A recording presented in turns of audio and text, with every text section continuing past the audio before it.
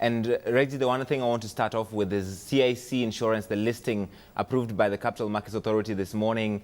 And it appears to have moved away from the initial decision to do an IPO because of where the market was right now. Is a listing by introduction better?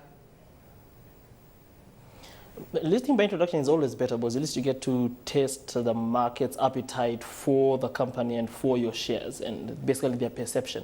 A full-blown IPO opens you up to the rude shock of people actually maybe not even interested, or even the uptake being so low.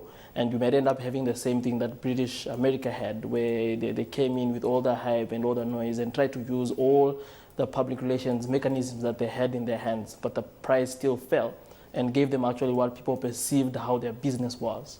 Are you saying that this is not a good time to do an IPO for any company or just for an insurance company? The tricky bit about insurance companies is that most people don't actually understand how insurance companies work. And sadly, most people don't even know how to value an insurance company using the proper valuation methods that are available for an insurance company. But the DCF doesn't do justice for an insurance company. So once you can't value something, it becomes a bit difficult to buy it at a certain price because you don't know whether that price is correct or not. For CIC, they might benefit because of Cooperative Bank being their major shareholder, and the cooperatives and the masses of people behind the cooperatives might decide to support, because since their revenue and their profit they share with Cooperative Bank. But where the market is, most demand in the market is coming from foreigners. As I said, the trend has been up to highs of 90% of activity coming from foreigners. The question is, will foreigners want to buy an insurance company in Kenya? And if you look at the historic of trade volumes on insurance companies, most of them have not been foreign-driven, they've been local-driven. So if foreigners are in the market and locals are not in the market, and you do an IPO of a company which is basically not a darling of foreigners, or a sector which is not a darling of foreigners, then you don't expect that IPO to actually perform that well.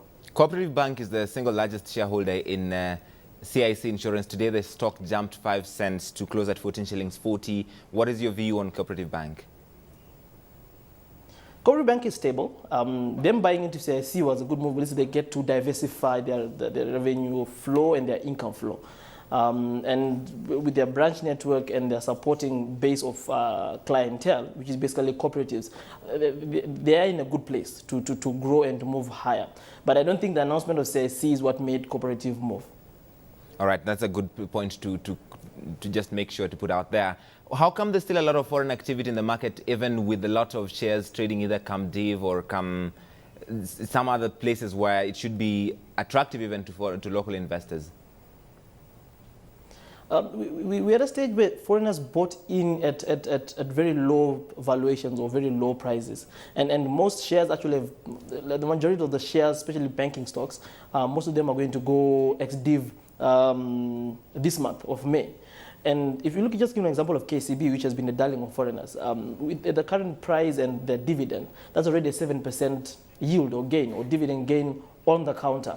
And if a foreigner gets in and gets 7% in an equity counter, which is an counter which is very stable, because we need to note, foreigners are not in every counter. They're in specifically 4 or 5 counters, which they've gone for high dividend yield, stability, and liquidity. So it's that what's driving them into the market.